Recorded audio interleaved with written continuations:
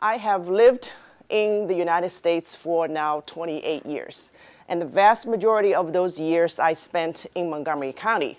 So in many ways, Montgomery County as a community has shaped me as an American, as a new American. And in turn, people like me have changed the face of Montgomery County and transformed this place that we now call home. So today, I want to talk to you about the global local connections and what it means to be a new American and what it means for Montgomery County as a 21st century community.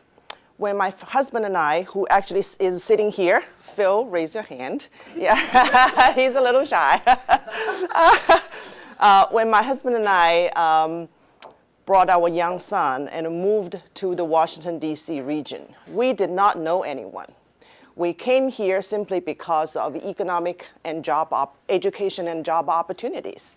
And then when our son was about to go to school, we decided it's time to buy a home because we were cramming in a one-bedroom apartment in DC and struggling to make ends meet as new immigrants.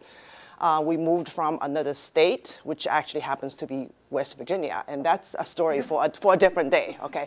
But we quickly realized that Washington, D.C. and living in D.C. would be out of reach for our economic financial ability. So we looked further and further and further into the burbs, into the suburbs. And we had never heard of Montgomery County. So our real estate agent took us all over the greater D.C. region, and finally, in a place called the North Potomac, we found a very nice and affordable 3-bedroom single-family home that sits right across from a horse farm. Okay, and as Steve wrote in his Bethesda Magazine article about Phil and me, that was about 3 years ago, he said we were horrified, and we were, because it was so far from everything. We didn't know we would live in such a rural area in the middle of nowhere. But looking back in hindsight, it was one of the best decisions we ever made, because just as our real estate agent assured us, we were investing in our son's education. It was in a great school district. And you know what that district is called? The Wooten Cluster. 20 years later, now we all know Wooten Cluster is a great cluster and a lot of Asian families live there. And North Potomac actually turns out to be the one with the highest concentration of Asian population in Montgomery County. I didn't know I would be part of that statistic back then. But that is our story in this region. And the reason I share with you this story is our life in this area is very typical of how a lot of immigrants came here, because we are part of the greater Washington, D.C. economy. That was why they came, for the most part. And then, as they figure out where to live, I should say where to live, we had to strike a balance between affordable housing, distance to work, and good schools and neighborhoods. And that pretty much explains a lot of the settlement patterns and of how people came here and where they chose to live in many ways, okay? And of course, I will get more into the details.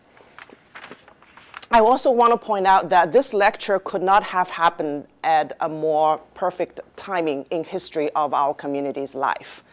Do you remember what just happened earlier this year? New York Times reported that, Washington Post reported that. You couldn't have missed it, right? Do you know there was a controversy called the Sanctuary Communities? Something called the Trust Act, okay? The way it was played out, the way the Asian immigrant communities were portrayed by some leaders of our community, by just the larger community with, as if they were against the immigration, in and of itself is very telling of where we are in our community's life. We just had a lot of diversity all of a sudden overnight dropped on us. Nobody was prepared for that. the community is still wrapping our heads around that, what that means. And we don't know how to interpret race relations in the 21st century. We are still using the older lens to understand this new dynamic. And it's a cross-learning opportunity for all of us. I like the New York Times article better than the Washington Post article because it's much more nuanced.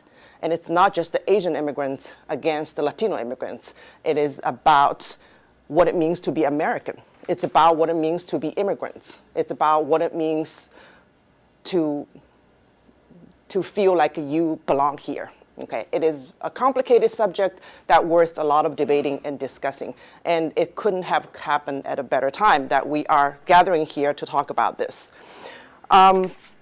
So I also want to point out that Montgomery County, which is named after Richard Montgomery, General Mitchell Montgomery himself was an immigrant from Ireland.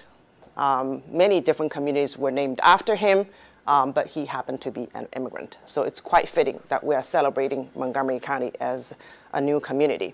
So I'm going to run through some slides that shows the community diversity, and then I'm going to also show some economic overview because these two things are very much connected. Okay, I'm going to try to use the pointer. Okay, can you see with the lighting on here? Is that okay? Yeah. All right, and if anybody cannot hear me, I'm pretty loud.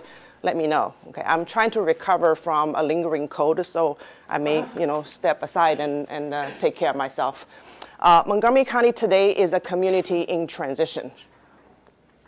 What I mean by that is we are very large. We are now a 1 million people community. We are in the major league. Out of the 3,100 or so counties in the United States, we are one of the largest. If we were a city, we would be one of the top 15 cities in the United States. And this country is mostly made of small towns, not many large cities. So this is a very serious destination.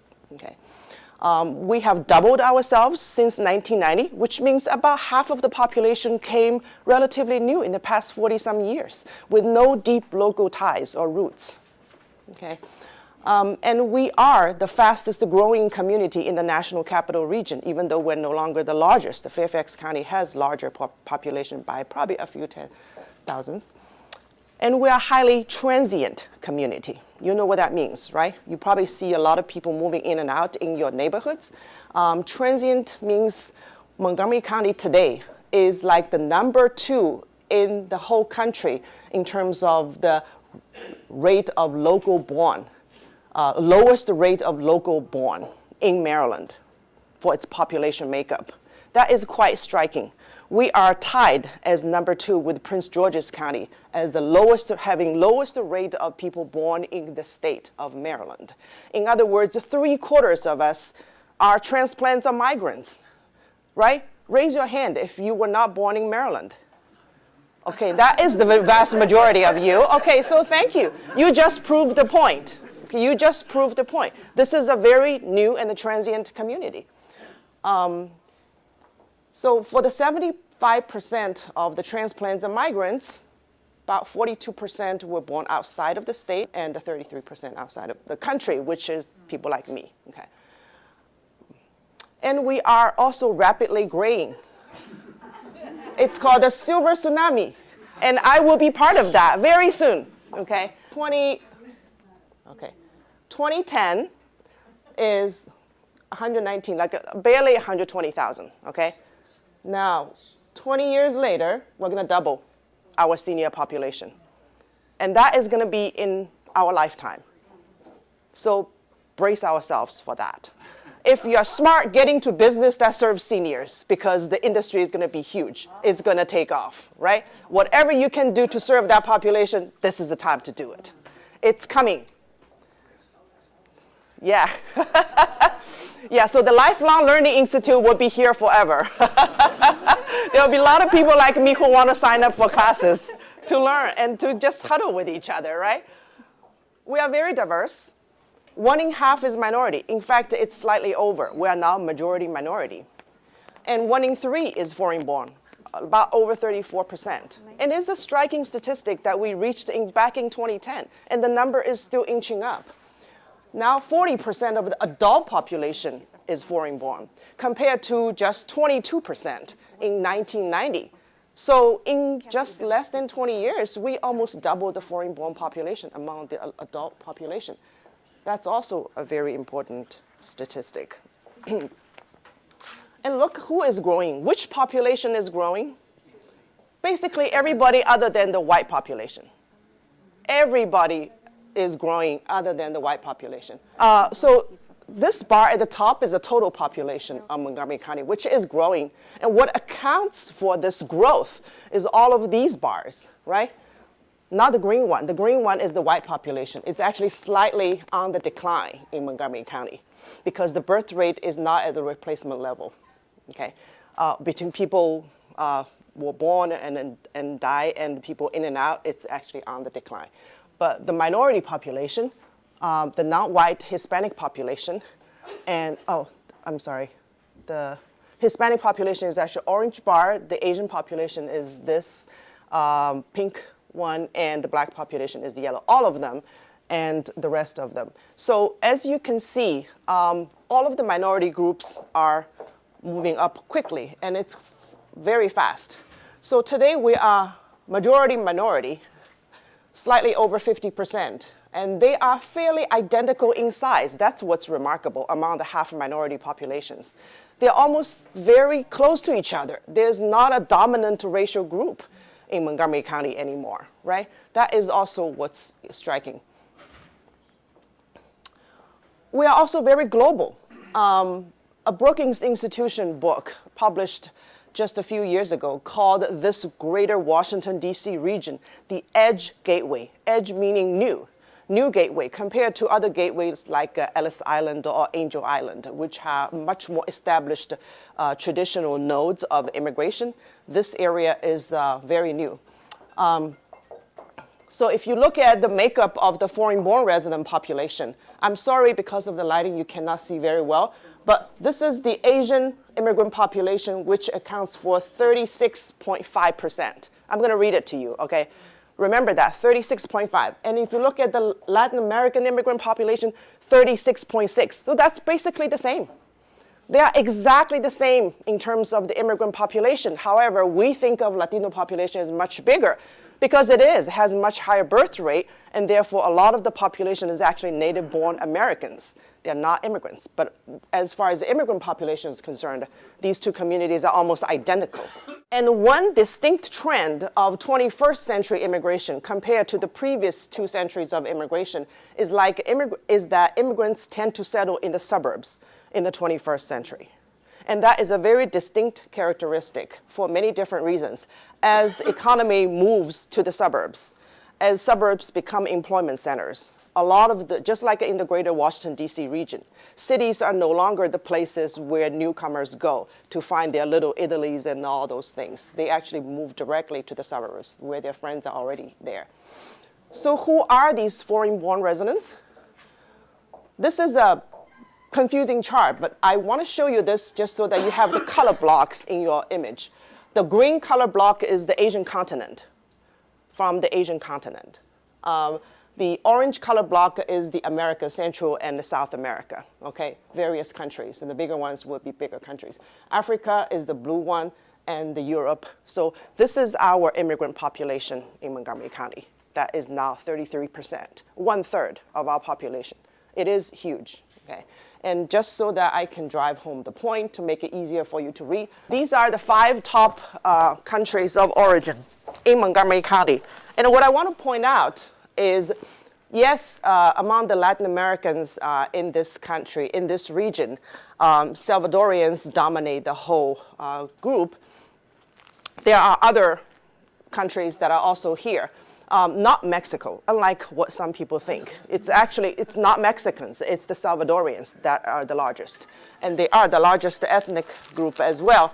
And the Montgomery County has the highest concentration of the Chinese population, Chinese immigrant population. I have to say something about the Ethiopian population. Interestingly, Montgomery County today is the #1 destination for Ethiopians and the Cameroonians in the whole United States, and the #2 destination for African continent immigrants. So that is very significant. And I wrote here, just so that I won't remember to tell you, Rockville is now called the New Chinatown. or the real Chinatown. I keep saying Rockville is the real Chinatown of the greater DC region. And since we have the best food, we don't really care to have an arch, right? Who cares about the arch if you have the best food? Both Washingtonian magazine and the Bethesda magazine actually call the Rockville the real Chinatown of the region. A lot of the banks, like the Citibank and all that, which has a long history of doing business in Asian countries, have bigger signs in Chinese than in English. No kidding, because they know their market, they know their customers. And Wells Fargo is doing the same thing, you know.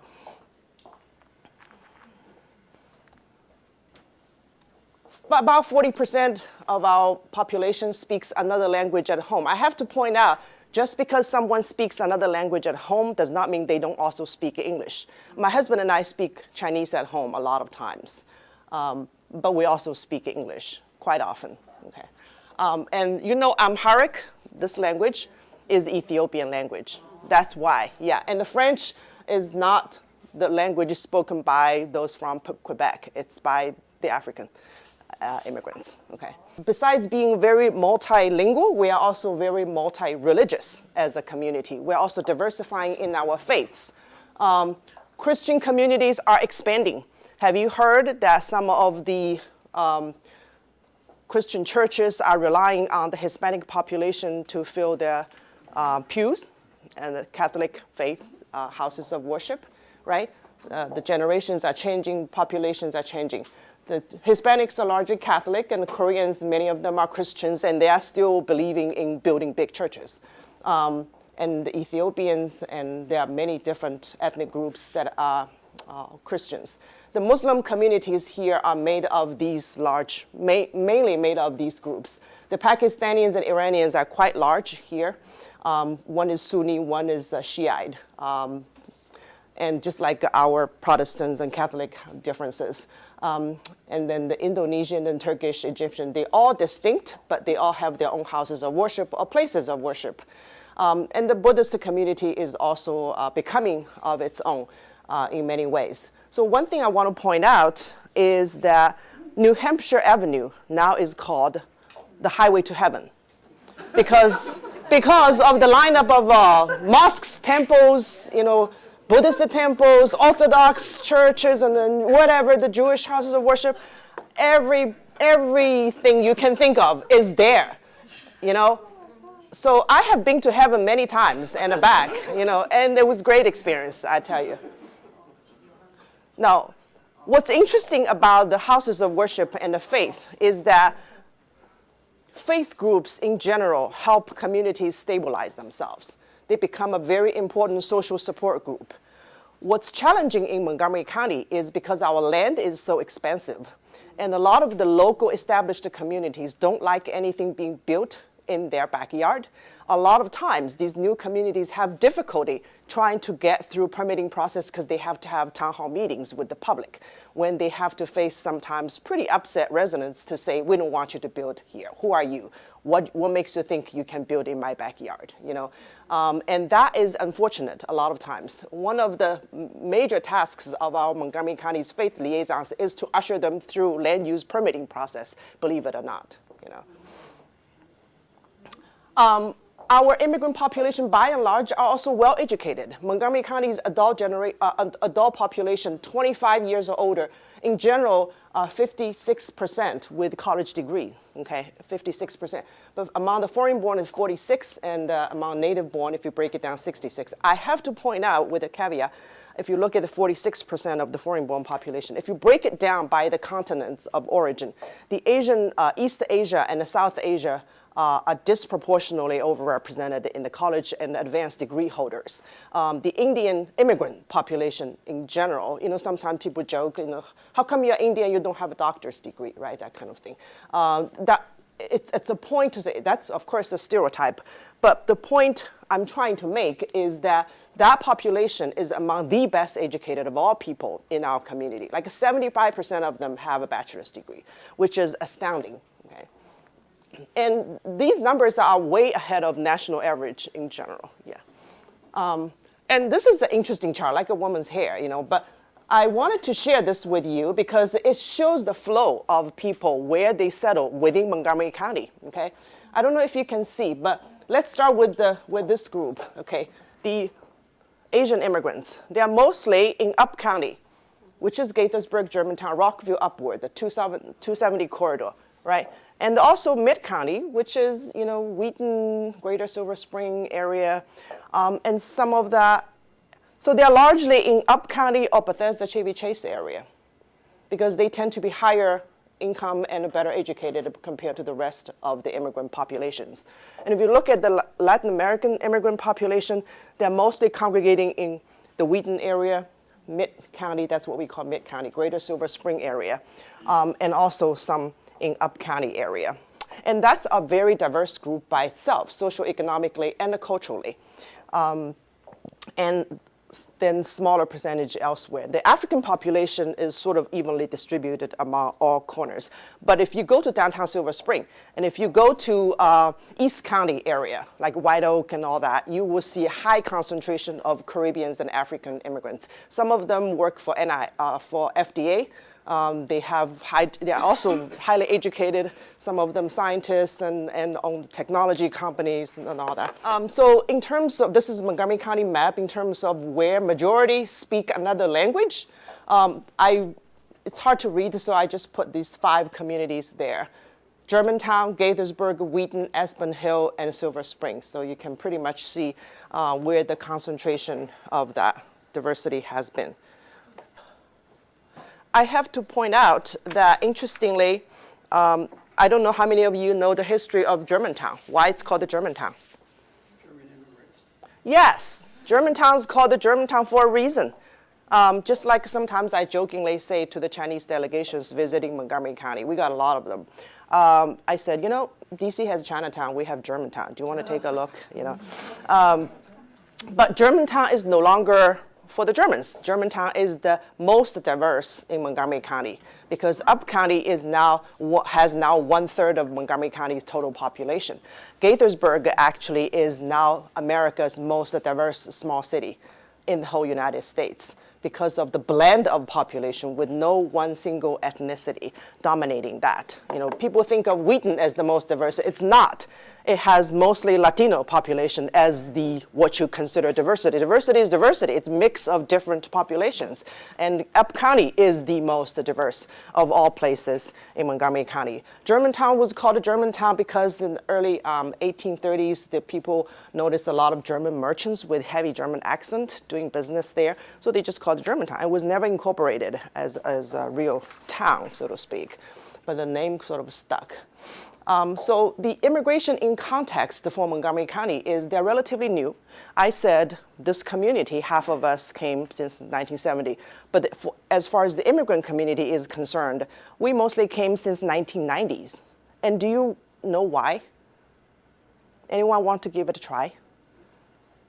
Why all of a sudden there was such an influx of immigrant population coming, especially from countries like Asia, which is very far places, to this place. Was it that Immigrant Act, Immigrant Act of Reagan?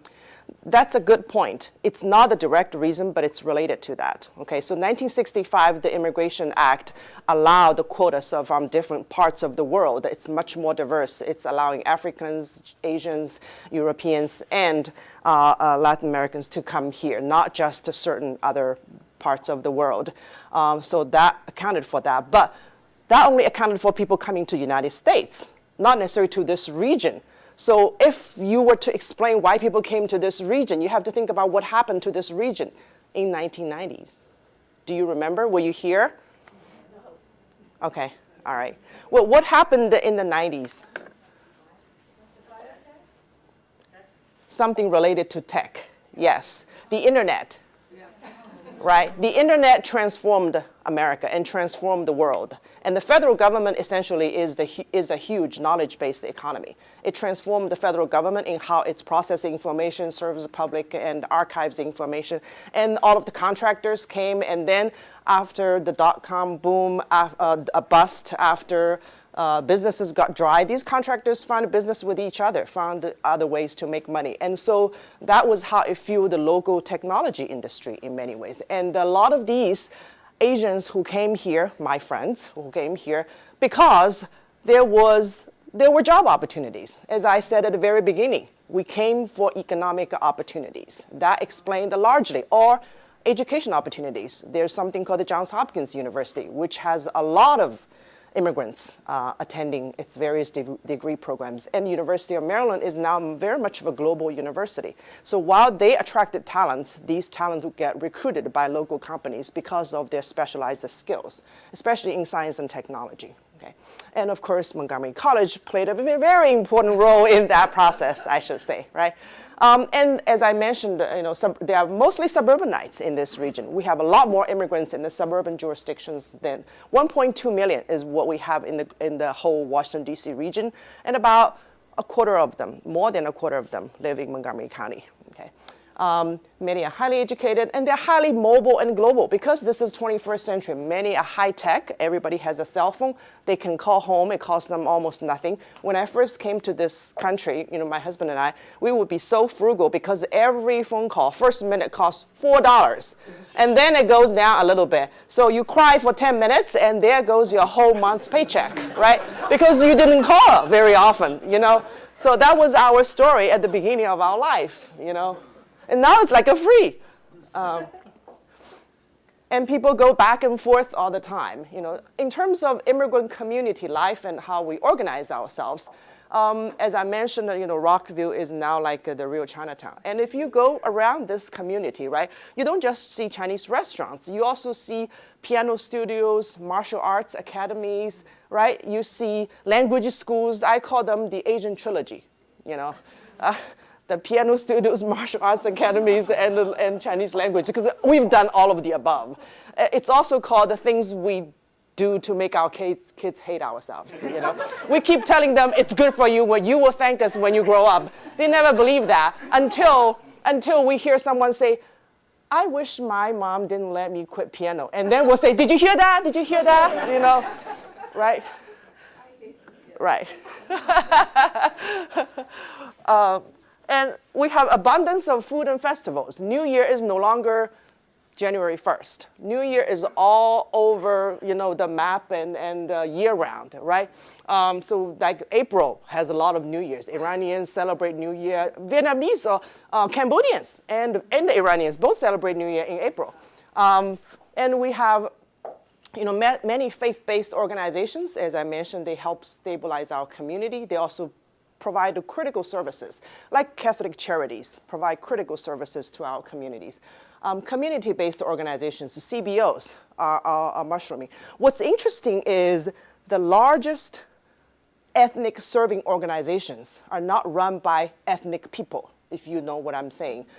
The Catholic charities and the wider circle, interfaith works kind of organizations are run by local white Americans for the most part. Over time, they adopt it to the community's needs, and they make themselves culturally competent by hiring bilingual staff, by hiring bilingual executive directors, by just taking language courses in order to communicate and speak with these people. So when we were talking about ethnic serving organizations, and one of the very wise leaders in the nonprofit community say, I am an ethnic serving organization, you would never have imagined it, right? So the community is changing and integrating. What we need more of is those service providers by the ethnic communities themselves. But it's difficult because some of them are still struggling. We have seen a mushrooming of senior service organizations. What did I tell you earlier? The Chinese community is learning from the Jewish community and learning from the Korean community. They have their own bilingual, mostly Chinese actually, senior service centers. And they are very important to help anchor a community. And we have many, many, many, many arts and music organizations. My husband conducts choirs, he also sings, right? We also have endless weekend dances and performances and cultural celebrations. The 24 high school gyms are always packed with the Asian community performances. You wonder why they don't go to Strathmore? Because they are self-entertaining, And here's a piano teacher who sits right here, right? She's responsible for a lot of these. And by the way, she's one of the best piano teachers here. And we have, of course, language schools, and then even professional organizations like the Chinese Biopharmaceutical Association and all those have ethnic flavor to them. And people still want to sort of huddle among themselves, even though a lot of them actually don't need to do that anymore. So finally, I want to talk about the political dynamics and integration. So with all that diversity, what does that mean in terms of community relations and integration? That is still a long way to go, as I alluded to earlier, okay? The immigrant communities are now settling down. Some of us are getting older. We are becoming empty nesters. We have a little bit more wealth and time than we used to 20 years ago. And people are thinking about their next phase of their life. Maybe they should sign up for Lifelong Learning Institute. Maybe they should sign up for volunteer services, and many of them are. They are finding ways to contribute. They are finding ways to connect with other people. They are finding ways to serve on nonprofit boards and all that. But one of the challenges, let's say serving on nonprofit boards, I get so many requests from very well-meaning people, local Americans, and say, Lily, can you find me someone? Because my board really needs to diversify, okay? And we don't have any Asians, right? We have so many Asians. We want just one, okay? So I said, one, I don't have time, so that I will take myself out of the equation. And two, let me try to think. If you want someone who's, one, interested in what you do, right? And two, can write a check to you because you're a nonprofit, right? And three, speaks good English to contribute to meetings. And four, is connected to the community. That means there's nobody left. I'm gonna pause and let you think about that, okay? This is what it means for today's Montgomery County. We try to integrate, but it is so hard. Because unless we change the way we do things, we are not going to reach them.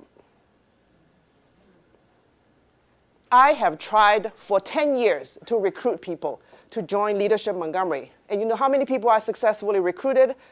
After hosting the dinners at home, after hosting info sessions, after twisting their arm, writing recommendations, 3 people graduated, okay? And only 1 is really active in the community.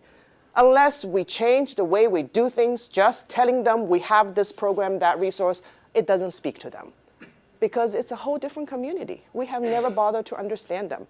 They are not just American minorities with accent. They are different people. So the immigrant communities are maturing, and now they have their own thinking that oftentimes is inconsistent with what we thought they should be thinking, which was why the sanctuary community thing was so surprising to everyone. I'm surprised that anybody is surprised. I thought diversity should mean diversity of opinions and diversity of perspectives, right? I may disagree with them, but I understand where they came from. And so that kind of community tension is really a reflection of lack of conversation and integration at this point in our life. I have to point out that even though a lot of minority groups understand very well that the Democratic Party, and this is not a political talk, I'm analyzing, okay? Even though they know very well the Democratic Party historically has been more friendly to minorities in rhetoric and in actions, right? They want to build a bigger tent and all that. In actual policies, they find it more attractive to align with the Republican parties. A lot of the immigrants are way more conservative than Montgomery County's progressives, and there lies the differences and the clashes. Oftentimes, then it gets played out at the school board meetings and public hearings and all that. Immigrants are not just American minorities that we think we understand. And I'm not saying we all understand how minorities should think, right? But immigrants are coming from all kinds of cultural backgrounds. They know why they came here. They know what makes America competitive. They don't want the America they came to become the country they left behind. They know what doesn't work a lot of times. So I think that's a sobering lesson for a lot of us well-meaning people who think we know what's best for these people. And as long as we talk to these diverse people about diversity, we would never get to the real conversation about bread and butter issues, about transportation, about traffic, about schools, about crime, about what jobs, right? So a lot of them are also very globally connected. Their frame of reference is not as a minority. Their frame of reference is, if my country, let's say China, is now taking off dramatically after we left, who knew, right? If they can do that, why can't you do it? They built this in the airport, the railway, the 21st century infrastructure. We thought we came to the most advanced country in the world, but you are not. Rockville Pike looks like a third world country with all these exposed wires, look like they're gonna fall down anytime, right? No, I'm serious. Pepco was so predictably unpredictable that, I make my point. So a lot of times, they don't understand America, and they want to see America becoming more competitive, okay? And their reference is global. A lot of time, Indians and Chinese and all those countries that are now, sort of taking off economically. So are we turning purple? When I say this to certain people, they tend to brush it off. But I think we're going to pay a price. If Northern Virginia has turned purple, why can't Montgomery County? Because the largest voting bloc are the independent voters in Maryland. Who is reaching out to them? Both parties have a lot of work to do to connect and make the case to tell them what it means to be a Republican, what it means to be a Democrat, what it means to do this and that. Nobody's explaining to them. The challenges, and a lot of them, the Koreans and the Vietnamese are historically Republican communities for historical reasons, okay? And now a lot of Chinese have signed up as well. So I have made my point, I think, about the immigrant integration and what that means to live in 21st century Montgomery County. Oh, okay, I need to hurry up and talk about the economy. So how do we create a sense of community? It's not a problem one person can solve, but I presented some perspectives that I hope you would take home and seriously think about what we can do together. Because one of the challenges in creating a sense of community is we were still locked in 21st century framework of race relations, when 20th century race relations. 21st century is about ethnicities. These people actually have their own distinct languages and identities. They don't buy into necessarily the race social construct. And the diversity and integration are two different things. Just because we have diversity doesn't mean we can celebrate. We really need to figure out how to do integration, because that is hard work. It takes intentional and hard work, okay? So what we need is a very different kind of conversation on diversity and on community, okay? So is demography our destiny? That's what often people say. If you think this is a sudden switch, it's not, because with all these changes in community, it has tremendous impact on our economy and economic infrastructure as well, about who does what and what our vitality comes from. Montgomery County's economy is an interesting inflection point. And what I mean by that is it has distinct strengths. It also has some really looming threats that we need to pay attention to in order to sustain our economic growth and continue to be attractive to good people. One of the strengths, of course, is the foundational economy is our 18 federal institutions. That means we have a very strong knowledge-based economy. And I didn't mention, 3 airports in this region, next to nation's capital, the superb piece of real estate, and access to 50 universities within one drive. You all know that. That's why you're here, right? But these 18 federal research institutions collectively hire 10% of Montgomery County's workforce, but not just as employment center. They are also innovation engines. And that is a distinct feature of this region's economy compared to Silicon Valley, Boston, anywhere, because they are fueled by university researchers. And here it's university research and the federal research, which is very important. And that is why you will see innovation is in our DNA. These are great Montgomery County companies. Some of them locally grown, some of them got acquired and became global. They are all in the business for one mission, to advance public health globally, because we have NIH and FDA. And so that's why we say innovation is in our DNA. We actually mapped the human genome. Montgomery County led the whole world in mapping the human genome. We have global brands that call Montgomery County home. Many of them were locally grown companies starting with small businesses and grew to be major global corporations, now hiring thousands of people. and putting Montgomery County on the map as well. Our key industries are a point of pride. They speak to the kind of talent we have in our community and our community's career aspirations as well as educational levels. But we also have some weaknesses. We are a community of contrasts. What do I mean by that? We all know, we are one of the top 10 or 11 wealthiest counties in the country, right? We have great wealth, and people largely still live fairly comfortably. But we are a bifurcated economy in that we have a growing poverty in our community. Someone very wise said to me, in the past, during the white fly years, 60s and 70s and all that, white middle-class Americans would come to the suburbs to build families, okay? And now people come to the suburbs to become middle class.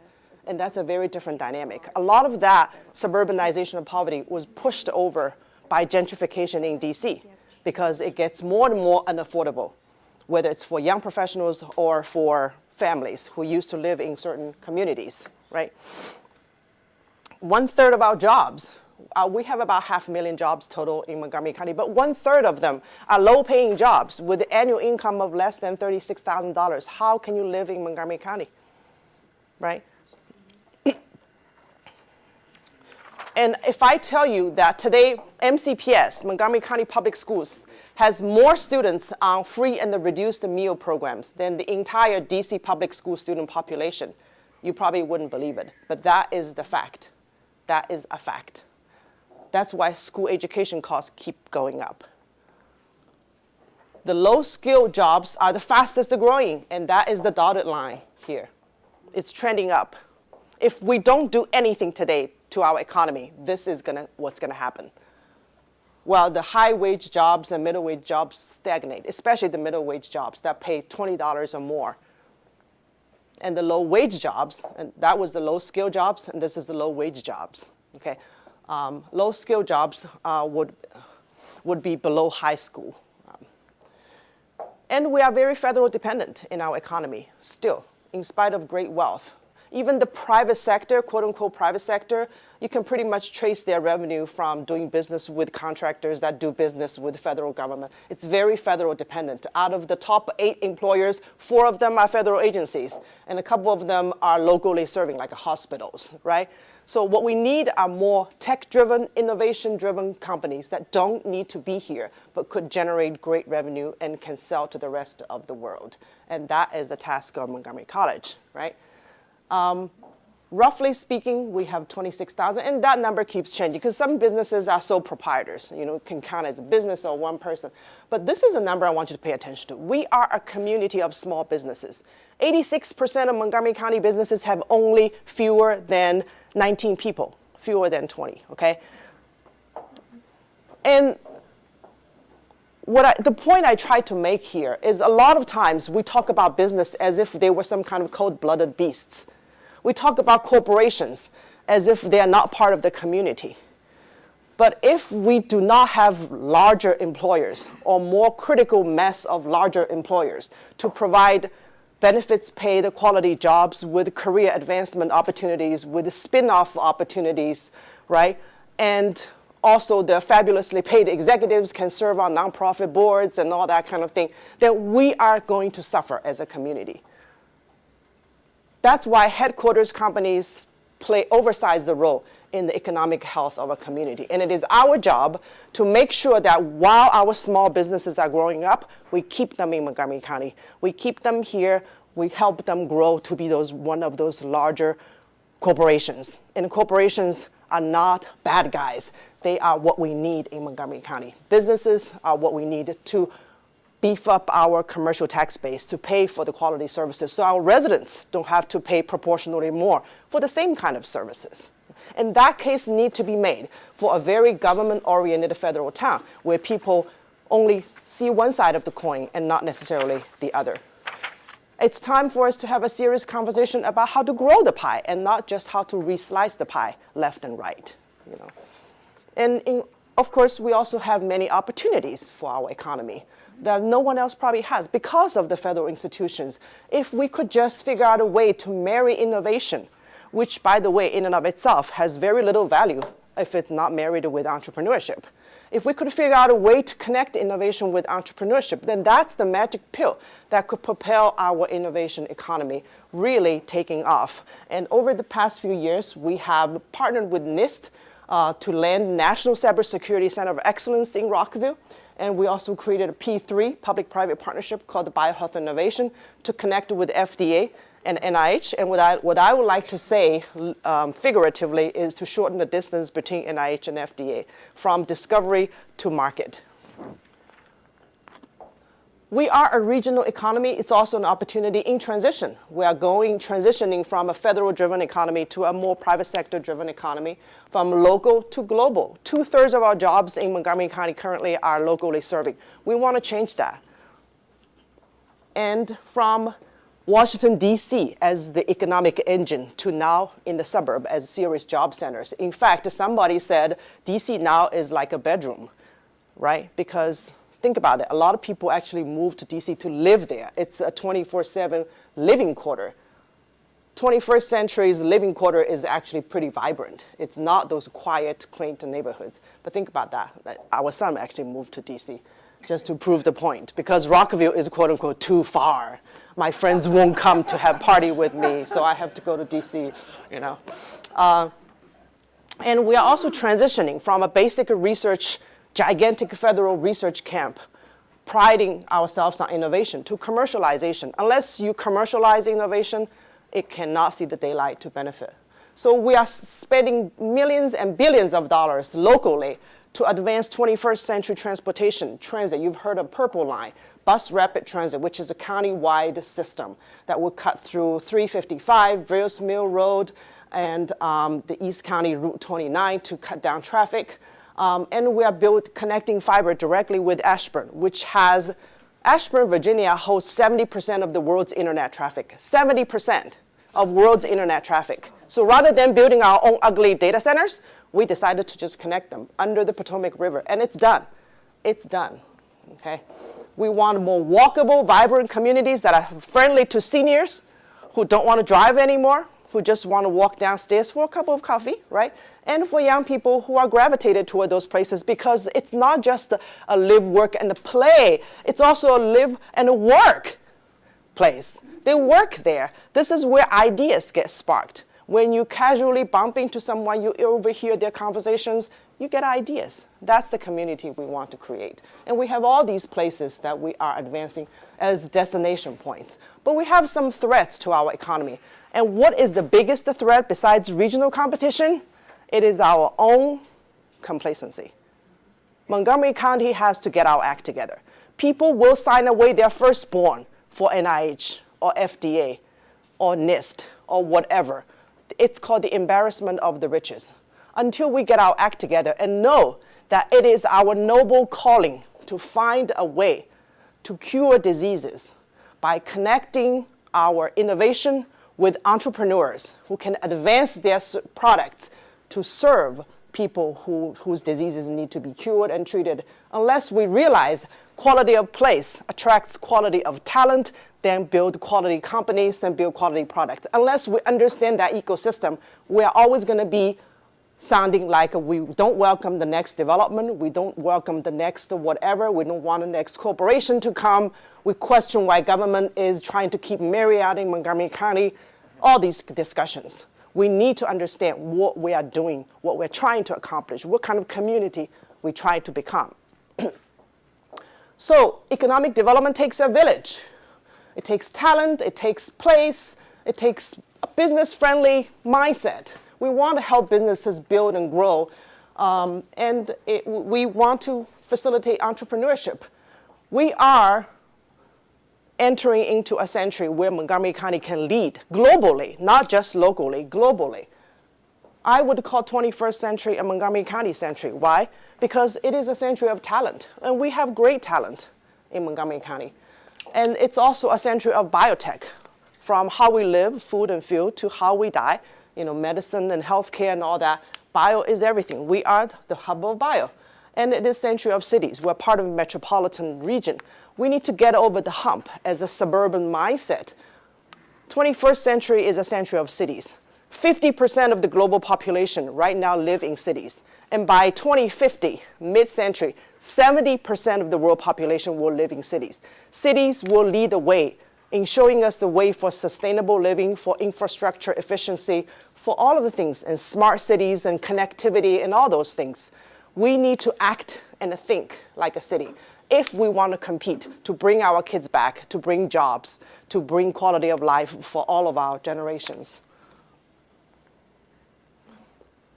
Our economy needs to be more connected, more entrepreneur, more global, and more regional oriented. So what we need for economic development is also a different kind of conversation, a conversation that sees business as part of our community, an integral part of our community's life. Thank you.